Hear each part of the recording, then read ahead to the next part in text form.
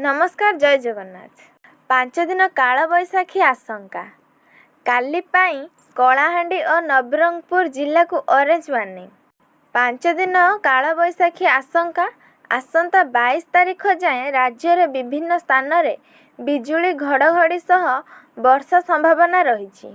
काली पाई कलाहांडी और नवरंगपुर जिला को ऑरेंज वार्निंग दिया जाइछि। बिजुली घड़घड़ी सह वर्षा होई पारे। कुआपथर माड़र संभावना रही। घंटा प्रति 40 ରୁ 50 किलोमीटर बेगर पवन बहीपे। सेहीपरि आसंता काली कंधमाल, रायगड़ा, कोरापुट, गजपति और मालकानगिरी जिला को येलो वार्निंग देइछि आंचलिक पाणीपाग विज्ञान केन्द्र। 2 दिन मध्य दिन तापमात्रा विशेष परिवर्तन संभावना नहीं। परवर्ती समय 2 ରୁ 3 डिग्री सेल्सियस ह्रास पाइपारे।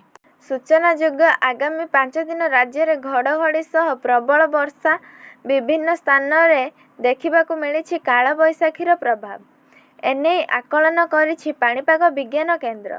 आसंता 20 तारीख में राज्य में 24 जिलार प्रबल वर्षा नहीं येलो वार्निंग जारी करिछि पाणीपाग विभाग। पश्चिम ओडिशा रे बरगढ़, सुंदरगढ़, संबलपुर, झारसुगुड़ा, केउंझर, मयूरभंज जिले में प्रबल वर्षा सह बिजुली घड़घड़ी सह 50 ରୁ 60 किलोमीटर घंटा प्रति बेगर पवन बहिबा नहीं आकलन करा जाइछि। एथिपाई एही सबु जिला गुड़ी को ऑरेंज वार्निंग जारी करा जाइछि।